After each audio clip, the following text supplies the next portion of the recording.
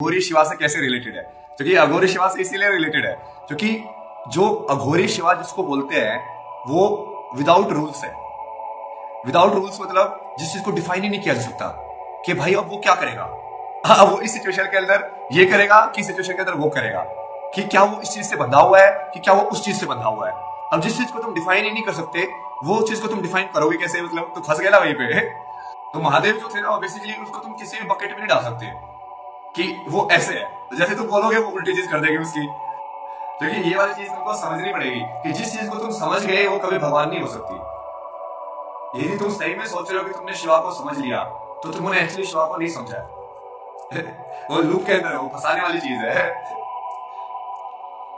अघोर का मतलब ही वही होता है, जैसे दो चीज होती है, एक जो फॉर्म है एक जो फॉर्मलेस है। द्वैत के अंदर होती है ना सारी चीजें। एक सूर्य है, घोर का मीनिंग क्या है? जिसका कोई घोर ना हो जो घोर ही ना हो। घोर का मीनिंग होता है रूल्स, अघोर का मीनिंग होता है without rules. Aghori Shiva is unexplainable. हाँ, और जो चीज सही में अनएक्सप्लेनेबल है उस चीज को कभी एक्सप्लेन नहीं किया जा सकता। ये तुमको अपने जहन में बिठाना पड़ेगा कि जैसे ही तुमने उसको एक्सप्लेन करने की कोशिश की वैसे ही तुम फंस गए। हमने डिस्कस किया ना कि जो चीज अनलिमिटेड है, जो चीज विदाउट रूल्स है, जो चीज विदाउट टाइम है, जो चीज विदाउट डेफिनेशन है, वही चीज भगवान है।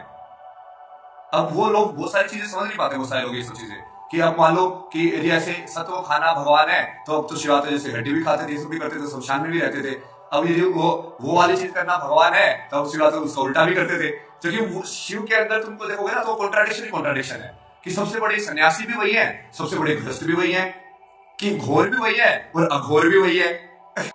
नहीं, शून्य को बोला नहीं जा सकता। अभी तो समझाने की कोशिश की तुमको कितने टाइम से कि शून्य को बोला नहीं जा सकता। So God is undefined. It cannot be defined by any way human mind can conceive. यहाँ तक समझ आया? It can only be hinted. Hint करने का एक तरीका क्या है? A is equal to A. Hint करने का दूसरा तरीका क्या है? अनंत। Hint करने का वो तरीका क्या होता है? तुमने बोला कि वो omnipotent है, वो omnipresent है, ठीक है? अब हिंट करने के और भी तरीके जो हमने डिस्कस किए थे, और तुम्हें वो सारी जो डेफिनेशन है ना वो बात से हिंट करने के तरीके हैं। अब तुमने ये समझा कि हम जो भी चीज डिस्कस कर सकते हैं वो सिर्फ हिंट करने के तरीके में डिस्कस कर सकते हैं, राइट? हाँ, यस सर। अब हिंट करने के तरीके डिस्कस कर लेते हैं कि उस चीज की तरफ हिंट कितने तरीके से किया जा सकता है, क्योंकि वही चीज डिस्कस हो सकती है, उस चीज को डिस्कस नहीं कर सकते। एक ही तुमसे कल कोई पूछे कि भगवान क्या है तो बोल देना भाई भगवान वो है जिसको तू नहीं समझ सकता, भगवान वो है जिसको मैं नहीं बता सकता, वो भगवान है। लेकिन हम उसकी तरफ हिंट कर सकते हैं कि वो इस फॉर्म में है, जैसे God is equal to God, A is equal to A की फॉर्म में है, ठीक है? ऑल प्रोविडिंग है, ठीक है? ऑल प्रोविडिंग तो आ गया ना ओमनीप्रेजेंट के अंदर। अब ये तुम देख लो सारी सही है कि नहीं? First God is equal to A is equal to A, ठीक है? ये मैथमेटिकल डेफिनेशन हो गई। ये सब हिंट करने की डेफिनेशन है, ये हमेशा समझा, ठीक है? गॉड इज अनंत, और अनंत किस चीज में बना हुआ है? अनंत मतलब एवरीथिंग हो गया, इन्फिनिटी हो गया, और आदि क्या हुआ? जीरो। जीरो अंत हो गया और आदि क्या हुआ? स्टार्टिंग पॉइंट हो गया। हम लोग वन मान लो, अनंत इन्फिनिटी हो गया, आदि वन हो गया, और अंत जो है वो जीरो हो गया। अब कैसे भी देख सकते हो, उल्टा पुल्टा भी देख सकते हो। फिर बाद में जो ओमनी वाली जो डेफिनेशन होती है, God is omniscient, God is omnipotent, God is omni this omni that, ये संकेत मात्र है। हाँ, ये ऋषि जी ने बिल्कुल सही पकड़ा। ये सिर्फ संकेत मात्र है, क्योंकि जो चीज समझाई नहीं जा सकती उसको सिर्फ संकेत किया जा सकता है।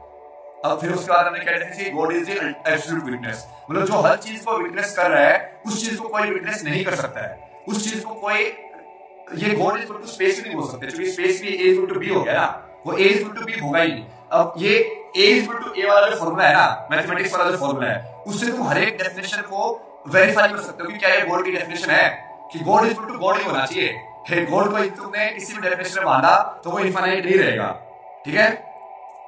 अब उसको हिंट करने के जो तरीके हैं वो हम देख रहे हैं। उसको हिंट करने के जितने भी तरीके हैं ये वाले तरीके हैं। उसका वो तरीका क्या है? God is everything, nothing and something. जैसे एक और बंदे ने बोला था God is the sound of silence. वो साउंड ऑफ साइलेंस से हमने क्या एज्यूम किया कि गॉड एक्चुअली वो है जो कॉन्ट्राडिक्शन में एग्जिस्ट करता है, ठीक है? अब यहाँ पे सेकंड वाला आया एग्जिस्ट इन कॉन्ट्राडिक्शंस, ठीक है? तो उसमें आपने किसी और ने बोला कल्पनातीत। कल्पनातीत भी वही चीज है कि जो कल्पना से परे हो, मतलब जो इमेजिनेशन से परे हो, मतलब जो माइंड से परे हो, क्योंकि इमेजिनेशन और माइंड काम ही स्पेस टाइम के अंदर करता है, ठीक है? तो beyond the understanding of mind, उसको ऐसे भी लिखा जा सकता है कि बियॉन्ड स्पेस एंड टाइम, उसको ऐसे भी लिखा जा सकता है बियॉन्ड थॉट, तो जो चीज बियॉन्ड थॉट है वो कभी तुम सोच के लिख नहीं सकते ना। ओके है, जो चीज बियॉन्ड थॉट है क्या तुम उसको सोच के आप लिख सकते हो? जो चीज बियॉन्ड वर्ड्स है क्या तुम उसको वर्ड्स में डिस्क्राइब कर सकते हो? नहीं कर सकते। अब ये सब हिंट करने के तरीके हैं। तो जितने भी तरीके किसी ने भी जो वर्ड की डेफिनेशन दी है वो सब उसके हिंट करने के तरीके हैं। ठीक है, यहाँ तक क्लियर? तो किसी ने मेरी बुक पढ़ी है, मेरे बुक के अंदर पहला वाला पेज यही है, पहला जो चैप्टर है वो यही है कि यदि तुम कुछ ऐसी चीज को ढूंढ रहे हो ना जो बियॉन्ड वर्ड्स हो तो ये बुक पढ़ना बंद कर दो अभी अभी, क्योंकि मैं तो वर्ड्स से बता सकता हूं तुमको। तो समझ रहे हो इसका ये पहला चैप्टर मैंने ऐसा क्यों लिखा उसके अंदर? क्योंकि उस चीज को समझना है कि मैं तुमको शब्दों में बोल बोल के बार बार शब्दों में घुसा रहा हूं, तो वो अनलिमिटेड नहीं हो सकती कभी भी, वो लिमिटेड ही होगी।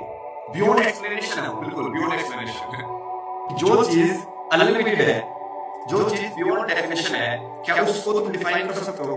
तो क्या महादेव को डिफाइन करने की जो गलती बहुत सारे लोगों ने की, क्या वो सही है?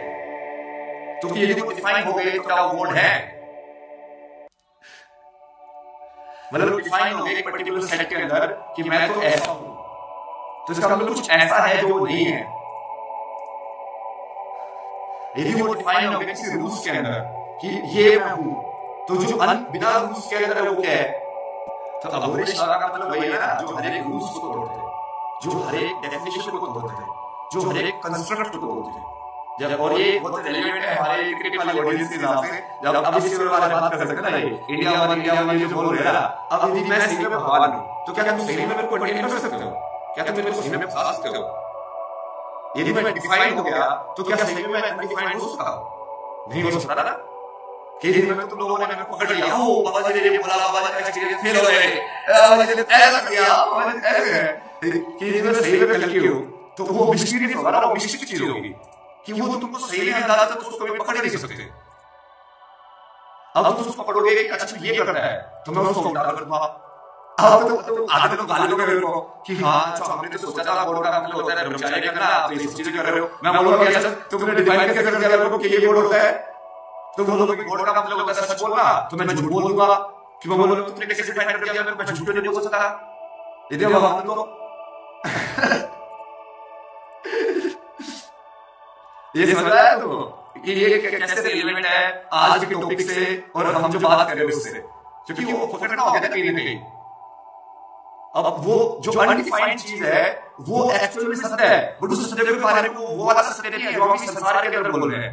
क्योंकि हम वो तो डिस्कस कर लिया ना कि उस सत्य के बारे में बात नहीं हो सकती। तो जो भी बात हो रही है वो हम उस चीज के अंदर नहीं कर रहे हैं, वो कहीं ना कहीं हम नीचे वाले लेवल पे कर रहे हैं। तो यदि तुम मुझे डिफाइन करके मुझे पकड़ लोगे कि हाँ तू तो ऐसे कपड़े पहनता है तो मैं ऐसे कपड़े पहनूंगा ही नहीं।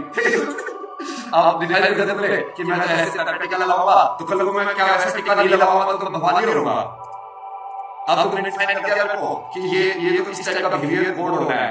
जैसे कृष्ण का कितना सारा था, जैसे कृष्ण को देखो ना कि राम का राम होना भी कोड होना है और कृष्ण का कृष्ण होना भी कोड होना है। जबकि कृष्ण में सारी चीज जो राम ने की तो तुम उसको डिफाइन कर नहीं सकता कि यदि गॉड होना कि ऐसे वो राम से वाला स्टोरी गॉड है तो फिर जो कृष्ण की जो कहानी थी रुक्मिणी उसके सत्यभामा ये सारी पत्नियां थी तो क्या वो गॉड थे?